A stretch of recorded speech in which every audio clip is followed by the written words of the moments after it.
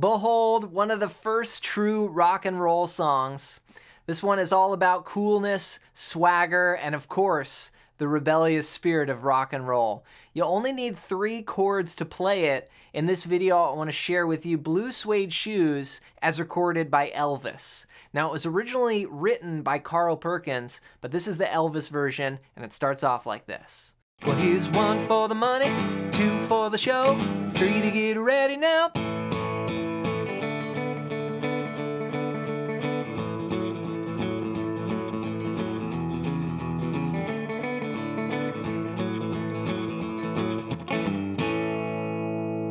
All right, so the basic idea when we start off is just these hits. We start on an A chord and we've got just a 1, 2, 3, 4, 1, 2, 3, 4, 1, 2, just hitting on the downbeat, right? So 1 for the money, 2 for the show, 3 to get ready. Then you do 1, 2, 3, 4. You build in the 4th measure.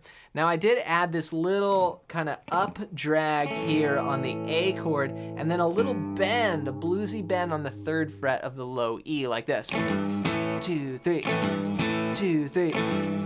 And that's coming in on the and of 3. A 1, 2, 3, and 4, and then hitting 1. So 1, 2, 3, and 4, 1, 2, 3, and 4, 1, 2, 3, and 4, 1, 2, 3, 1, 2, 3, 4. Okay, so you can add that in, or you could just do the basic hits, right? 1, 2, 3, 4, for an easier version. Now the 8th notes that I'm playing, this song has a swing feel to it. So a 1 and 2 and 3 and 4 and 1 and 2 and 3 and 4, and instead of even 8th notes, they're played with a shuffle. Now this is a common thing in the blues all the time. It's actually a fundamental, and this whole song is based on fundamentals of the blues.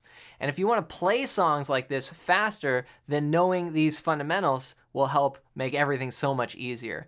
If you've struggled with this, then go to johnmclennan.com/bluescales and get your hands on my free blues scale PDF guide. This is going to show you 5 patterns to unlock the fretboard playing the blues anywhere. And it's completely for free. Just go to johnmclennan.com/bluescales and grab that as my gift to you.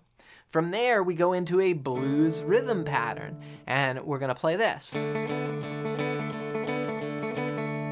So what I'm playing here is the 4th string open and the 2nd fret on the 3rd string. And we're going to play 1, and we're going to do a little down up strum, and then we'll touch down the 3rd finger on the 4th fret of the 3rd string, just for 1 strum, and then come back to 0 and 2. So it's going to go 1 and 2 and 3 and 4, and it's on beats 2 and 4 that you tap down that 3rd finger like this.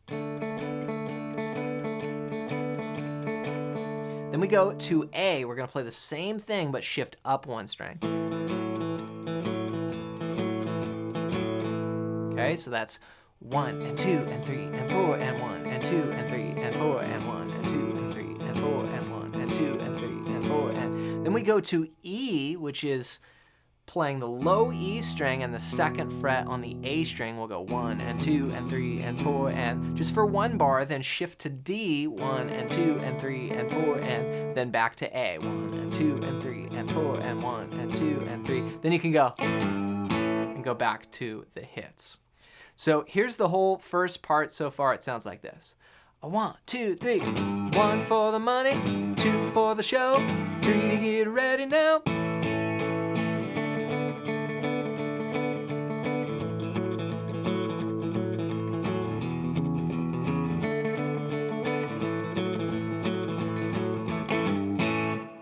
Now I want to make a note, I am using just a slight palm mute there with my strum hand. So instead of like all out, like, I mean, you could play it all out like that, but I like to have just a little mute, like, just kind of tame the strings a little bit.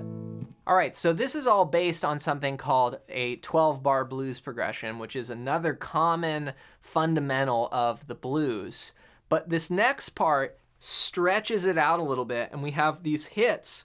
We do 8 bars of A, so it's gonna go 1, 2, 3, 2, 3, 4, 5, 6, 7, 2, 3, 4. Then we'll do the build again. 1, 2, 3, 4. Or if you want, you can go and play eighth notes in the last measure. So it's 7 bars of hits and then 1 bar all out strumming, but it's all still total 8 bars of A. And then we go into the same part as before, which is the last part of the 12-bar blues. 2 bars of D, 2 bars of A, 1 bar of E, 1 bar of D, 2 bars of A, okay? So here's what that stretched out part sounds like, which has those hits on the A chord for 8 bars, going into the rest of the guitar part. 1, 2, 3. 1, 2, 3, 4, 5, 6, 7, 2, 3, 4, build, and D, A, E, D, A. So that's all you need is those 3 chords and couple parts to play this song. And remember, it all comes out of the blues. This was considered one of the first rock and roll songs ever, but you could see how it just literally was transitioning right out of those blues fundamentals.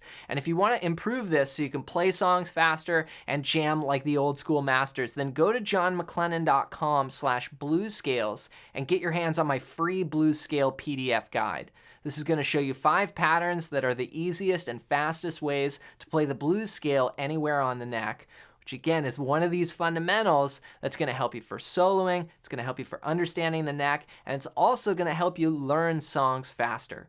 Just go to johnmclennan.com/bluescales and grab that now as my gift to you.